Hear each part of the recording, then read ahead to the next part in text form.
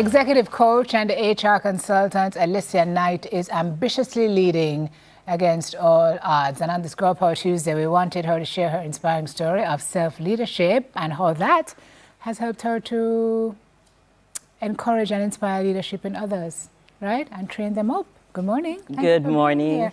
Happy holidays to you. Happy holidays. Thanks for having me. Thankful for this season, don't it, for you? Exactly. Tell me, reflection, what is the one thing that you can think of that you are most grateful for this morning?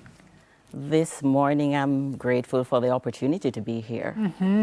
And the reason that has brought me here, because having written that post on LinkedIn, I've had persons reaching out, sharing similar stories, like similar to the tea, and how my story has freed them. And so it's an honor to be here to share with not just those persons who have reached out, but others. And hopefully, as persons prepare for the new year, they'll be empowered, they'll be able to take away even one small thing from this conversation we'll be having to step boldly into 2026. Tell me about that post, Alicia, and how it changed the trajectory of your life.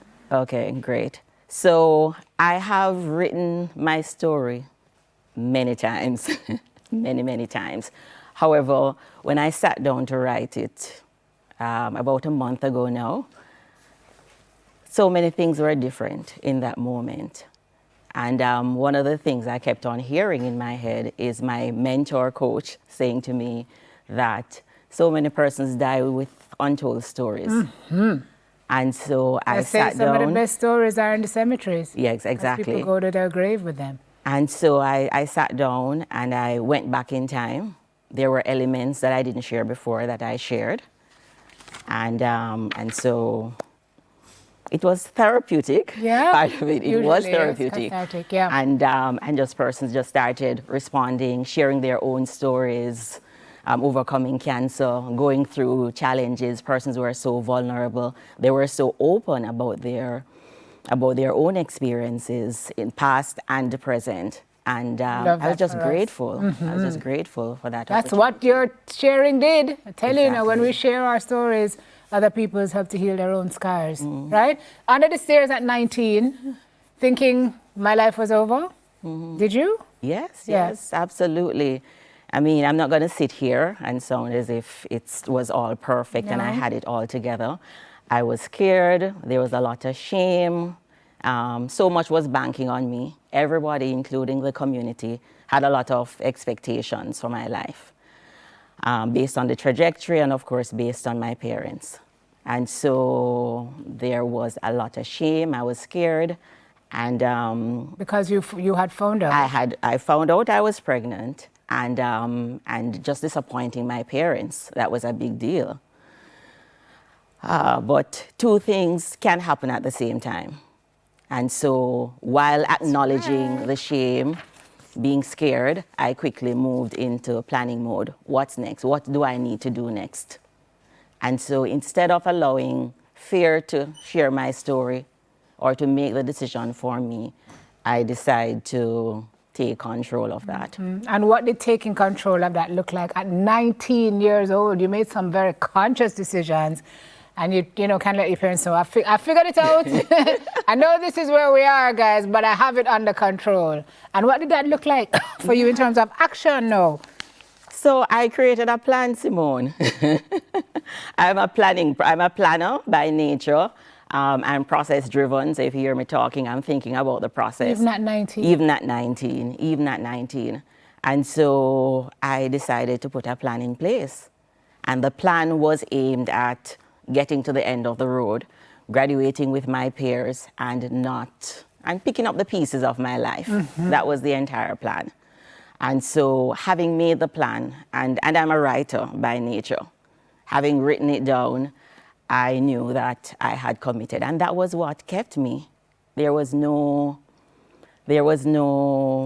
you could say, there was no shame, nothing you could do to me that would derail me from that plan.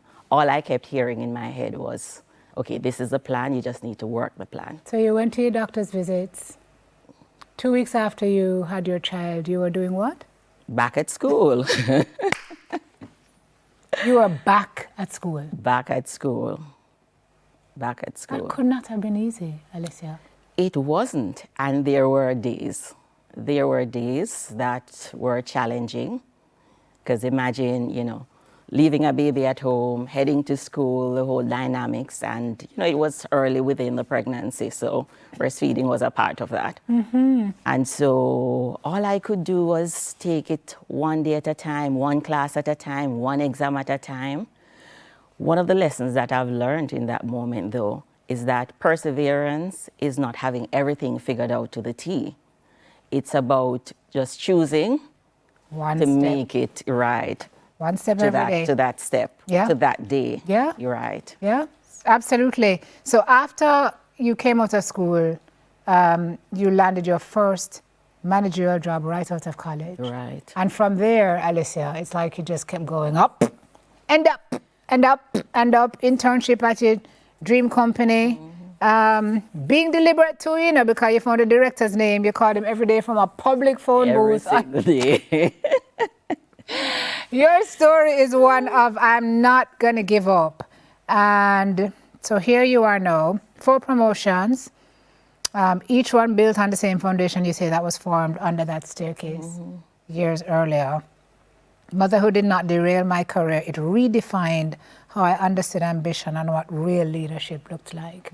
And so today you say you've taken all of those lessons and poured them into other people. Right. As an executive coach, you're coaching ambitious leaders, many of them women who feel stuck in the C-suite.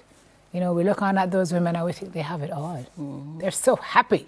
They're so fulfilled there. That's often not the case. Yeah.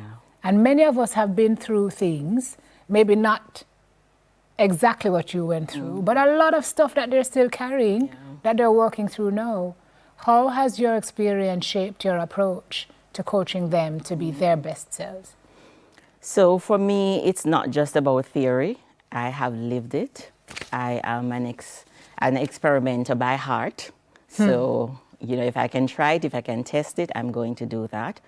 And so throughout my career and, you know, having navigated my earlier pregnancy, I've used those skills myself.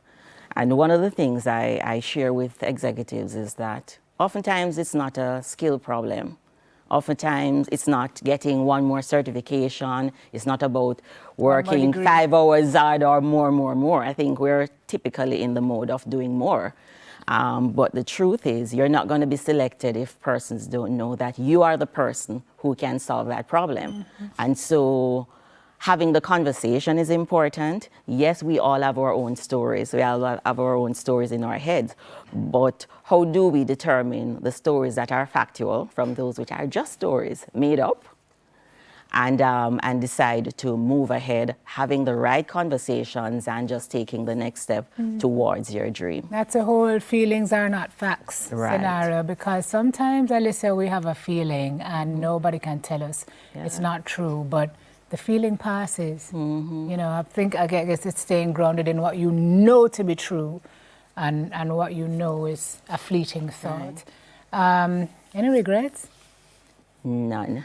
You do it the same way over again? I would do it the same way all over again. I mean, the thing I've been thinking about, I think over the last 2 years, is that it's so important to understand when something has served you and when to move past it.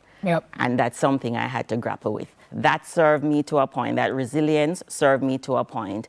And so in moving forward, how do I adapt and not just continue living from that past place? That's right. And so that's a constant growth area for me.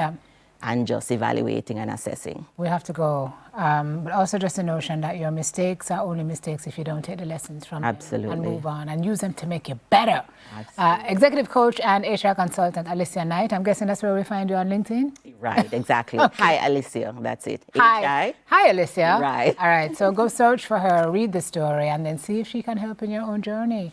Thank you very much for being here this morning. Thanks for sharing having that me. with us on a Girl Power Tuesday. Still ahead in the next half hour, Christmas Comedy Cook-Up 2025, and the second edition of News in 5 is up next. Take a break on Smile. More.